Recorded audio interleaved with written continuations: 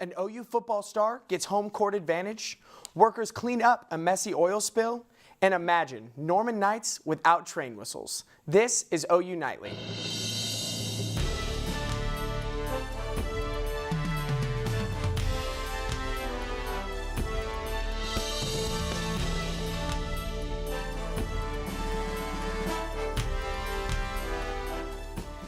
OU football star Joe Mixon will have his day in court, and the courtroom will be right where he wants it, here in Norman. A California judge has ruled a lawsuit filed by the victim of a 2014 violent encounter with Mixon must be heard in Norman, not California, where Amelia Molitor filed it. Mixon was charged with misdemeanor assault after a heated confrontation on Campus Corner where he punched Molitor in the jaw. Mixon took a plea bargain with a year of probation and was suspended from football for a year. The incident happened at this restaurant late at night on Mixon's 18th birthday, but Molitor filed a negligence lawsuit against Mixon in California because she believes the power of OU football will prevent her from receiving a fair hearing in Norman. Mixon's attorney fought to have the lawsuit heard in Oklahoma and won. We'll let you know as soon as the trial date is set. An oil spill close to a Norman neighborhood is finally being cleaned after a month being unattended to. The cleanup could take anywhere from a few days to a few weeks depending on the weather. A worker at Frank Tullius tank battery believes the spill was due to someone jumping the fence and sabotaging the tanks. After being cleaned, the well will be closed down and the tanks relocated. And the National Transportation Safety Board determined today the car that crashed into the crowd at the OSU homecoming parade last year did accelerate before the crash. The driver, Adacia Chambers, is charged with 4 counts of second-degree murder and 42 counts of assault and battery. Her trial is set for January 10th. And Grant, it's been cooling up a little bit this week, but it warmed up again today. What is the weekend going to look like? Yeah, it's going to be a hot and windy weekend this weekend, but I'll have more on that a little bit. Right now, 70s across much of central Oklahoma, a little bit cooler southwest where there's some cloud cover, but compared to yesterday, we're almost 20 degrees warmer from right now than we were at this time on Thursday. Now, the big weather story in the weather world right now is this big, deep low sitting off the Pacific Northwest that's bringing 30 to 60 mile per hour gusts along the Pacific coast. They saw 103 mile per gust here earlier today with tornado warnings off and on and some damage related to those tornadoes as well. Now, we don't have to worry about that here in Norman, but in Maine weather, I'll have more on what to expect for your weekend and your game day as well. Back to you guys. Thanks, Grant. And another earthquake shook parts of northwestern Oklahoma this morning. A 3.2 magnitude quake shook before 7. No injuries were reported. Today's quake was one of the 3 in the past 24 hours, and it was the 33rd earthquake in the past week. There have been nearly 200 quakes in the past 30 days, and more than 2,300 earthquakes of 2.5 or more in the past year. And still ahead on OU Nightly, voter registration numbers are up. Plus, as the election nears, President Obama tells voters to stay focused.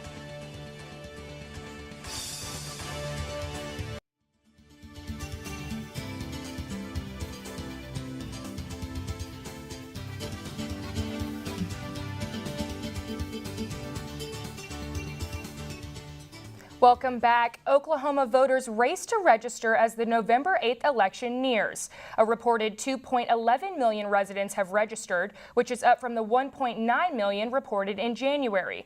Republicans and Democrats are close in numbers, but the state is still red by over 100,000 voters. The Independent Party gained the most voters, increasing 13%. The deadline for registering is today. OU Nightly's JC Bayless joins us now in the News Center with the latest on Donald Trump. JC? In response to the recent sexual assault accusations, Trump feels the need to defend himself. The stories are total fiction. They're 100% made up. They never happened. They never would happen. I don't think that happened with very many people, but they certainly aren't going to happen with me. On the other hand, President Obama is choosing to focus on the election. As White House concerns grow around Republican Donald Trump's scorched earth campaign, Obama made a statement that everything is on the ballot this year. Civility is on the ballot. Tolerance is on the ballot. Courtesy is on the ballot. Honesty is on the ballot. Equality is on the ballot. Kindness is on the ballot. All the progress we made the last 8 years is on the ballot. Democracy itself is on the ballot right now. And the Obama administration changed the U.S.-Cuba policy today, allowing for the import of Cuban pharmaceuticals, including rum and Cuban cigars. Thank you, JC. And just a reminder, OU Nightly is partnering with the Gaylord College OU Covers 16 project to survey millennial voting trends. If you are between the ages of 18 and 35, you can help answer some of the questions pollsters are most interested in. Go to our website, ounightly.com, click on hashtag OUCovers16, then click on the link for the survey. And still ahead on OU Nightly, the Mayan ruins are coming to Oklahoma. And it's warming up outside, Grant. Will it stick around? That's right, cloudy and mild out there right now, but hot temperatures and gusty winds are in the way. I'll have more next.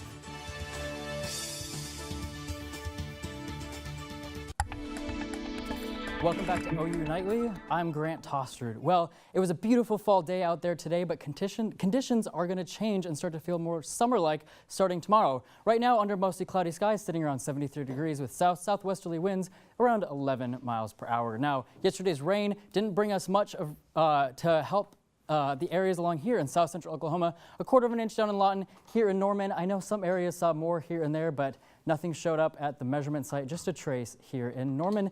And like I said, this isn't doing much to help the drought in south central and southeastern Oklahoma. But when are we going to see some rain to finally do that? It's going to be a while. Right now, the big story is the winds and the temperatures we're going to see. Tonight, sitting around 77 right now. Winds out of the south. Tomorrow, cooling only into the upper 60s. But by 11 a.m. by kickoff tomorrow, already in the lower 70s. Strong southerly winds coming up, helping to bring in some of that heat. And then by the afternoon, Saturday at 4:30, southerly winds are really going to increase. We could see wind gusts as high as 30 miles per hour during the game here in Norman, warming up into the upper 80s. Pretty unusual for this time of year. And then by Sunday night, or Saturday night, early Sunday morning rather, only going down to 70 degrees, which is pretty crazy for this time of year when our average high is actually 75.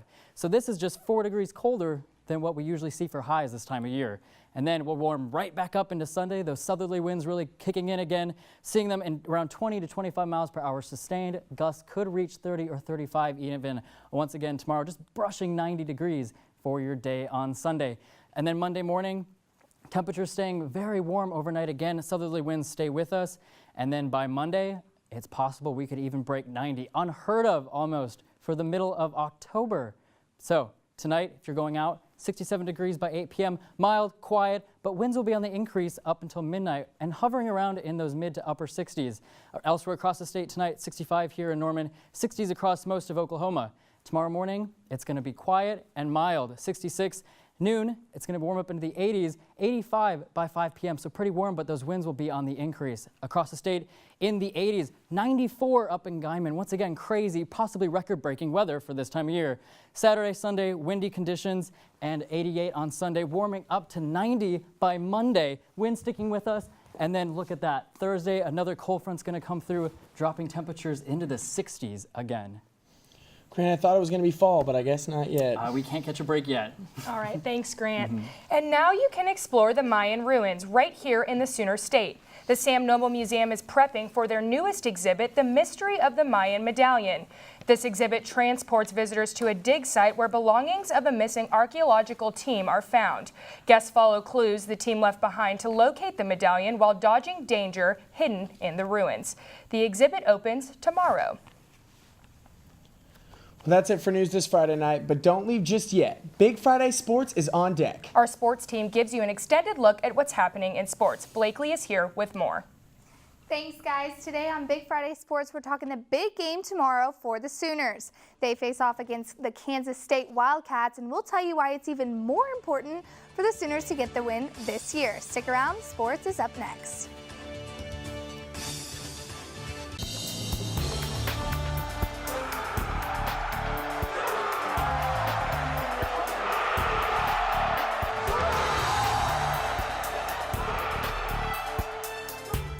Big Friday Sports, I'm Blakely Durham. And I'm Stephen Mudd. Well, Sooner fans, it's that time of the week again. The football team is back in Norman tomorrow after a 2 week road trip to Texas. The Sooners will be facing off against a 3-2 Kansas State Wildcat team. The last 2 times the Wildcats have come to town, the Sooners have lost. Most recently was a heartbreaking 31-30 loss 2 years ago. And the Sooners hope this weekend history does not repeat itself. I mean, to me, it's just it's another challenge. It's a next game on our schedule, and all we can do is basically prepare just like we prepare for Texas and everybody else that we have played. You know, really, it's going to be on us. You know, I don't think that we're going to take Kansas State lightly at all because they're not a light team. They're not a bad team. They're a good football program, and especially it's a low-key, big game for the Sooners this weekend. Here is what Bob Stoops has to say about the game. On to Kansas State here this week. Coach Snyder and his team, Kansas State, always an excellent football team that always plays hard, plays well, very sound fundamentally. Obviously, they've come here the last 2 times they've come here and beat us. We're very aware of that. So we need to keep improving. You know, the inconsistencies that we have all across the board, we've got to keep pushing to iron out and to keep making that improvement to be at our best here this week. No, I don't enjoy coaching against Coach Snyder's teams. They're too good all the time. I got great admiration and respect for Coach and loved my time there. I say it all the time. Those were great 7 years that I was there and learned a ton. So learned a great deal and still have great friendships from there. No, I don't recall that we have, you know, had that many injuries all at once and so many young guys going in there and you know, and playing. The guys had a good attitude about it, kept, you know, those young guys, credit to them, they had their head in the game plan in practice and they were ready to play and really for the most part played well. Didi's is, I don't know what the clock says, but he's as fast as he needs to be. He has great speed. He's really hard to overthrow for that reason, and he's finally back, you know, back where he's feeling 100%, and it's obvious, you know, he can turn short ones into big ones, and then he can get behind people as well. And really a sharp route runner, too. We're still too inconsistent, you know. We're getting there. I think we're showing more and more signs of, you know, playing like we're capable. You know, but I think there's more there, so we've got to keep pushing for it, you know, to be better. It's always good to hear from the old head ball coach, but now it's time to hear from Blakely and I. I'll go first. Tomorrow's game will come down to 2 things. 1, whatever Blakely says, and 2, O-line chemistry. The offensive line has to keep the chemistry amongst their starting 5. The Texas game was the only game where they started the same 5 O-linemen as the week before. And what happened? The Sooners won 2 in a row. Coincidence? I think not. This group of O-linemen have allowed 3 sacks in the past 2 games combined. In each of their first 3 games, the Sooners allowed 3 sacks each game. O-line chemistry is huge for this game. Blakely? Yeah, well, Stephen, I think the key to this game is simple. Defense needs to be consistent. The head coach said it himself, right? The Sooners will be playing a young starting lineup this week following some injuries they face against Texas. Cornerback Micaiah Quick is out for 6 weeks. This is the 3rd cornerback the Sooners have rotated into that position this year. Now, Jordan Thomas is coming off a fantastic game against the Longhorns, and he, along with some other key defensive guys like Stephen Parker and Ahmad Thomas, will need to lead this young defense to a solid game. We've seen some good spurts from this squad, but the problem is just consistency. So hopefully this game will give them an opportunity to really excel throughout all 4th quarters.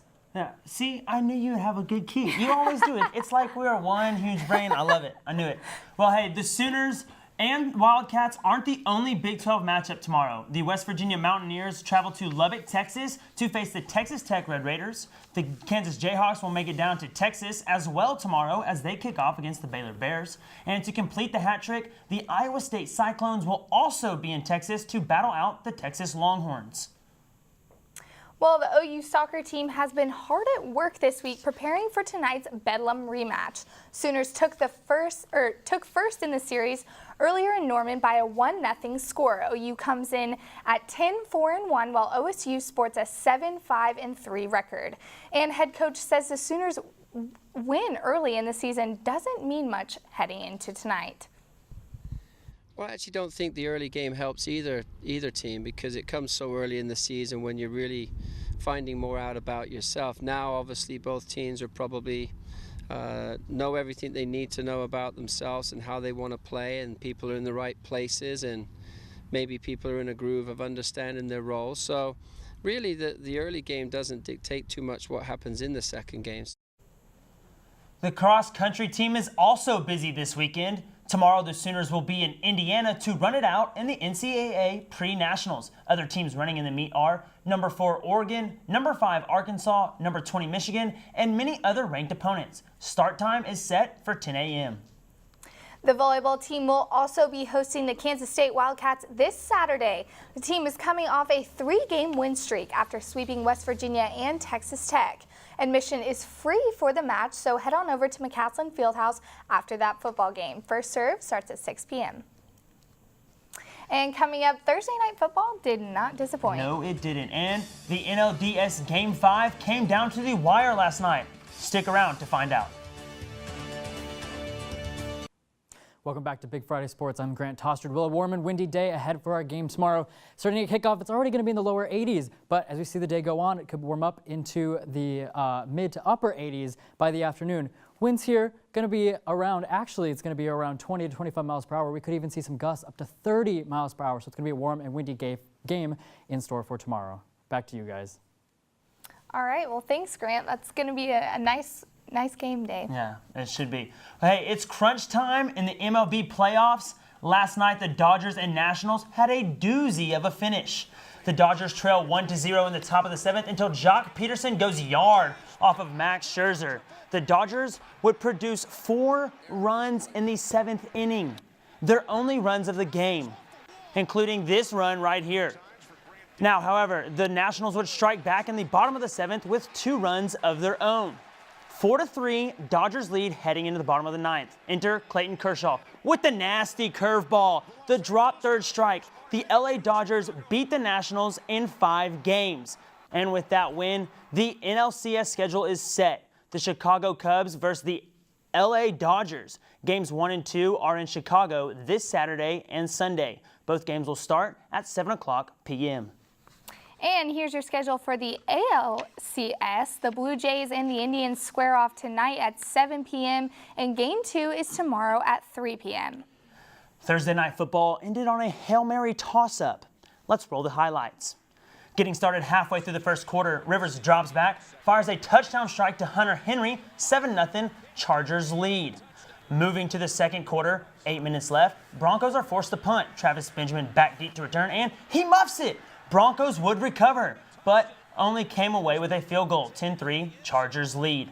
3 minutes and some change left in the game. Broncos are threatening deep in opponent territory, but the threat wouldn't last long as Demaryius Thomas fumbles the ball, giving it back to the Chargers. However, there still seemed to be hope for the Broncos. Last play of the game, Trevor Siemian lobs one up deep, but it would be knocked away, and Chargers go on to snap a 10-game divisional losing streak, 21-13 over the Broncos. Well, it was a tough summer for the city of Dallas when 5 of their officers were killed during a protest on police brutality. But last night, the Dallas Stars had a touching tribute to the fallen officers. Stars players wore the officers' badge stickers on their helmets for the game. They also honored the families by inviting them onto the court to drop the first puck on the ice. The NBA season is gearing up, and the OKC Thunder hosted the Memphis Grizzlies in Tulsa last night. The Thunder got off to a hot start in the first quarter, taking a commanding 31-17 lead. However, that lead would quickly dwindle as the Grizzlies scored 41 points in the second quarter, giving them a 58-52 halftime lead. It was a close second half, but no cigar for the Thunder as they would lose to the Grizzlies 110-94.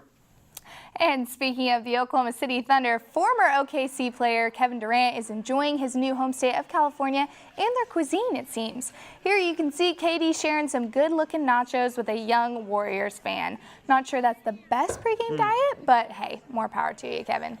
Probably not. All right, thanks so much for watching OU Nightly Big Friday Sports. We will see you back here and take a look at our best moments of the week.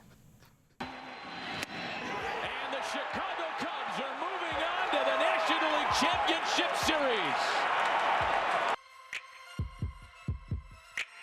Play action, Dobbs back, goes deep down the middle, it's intercepted.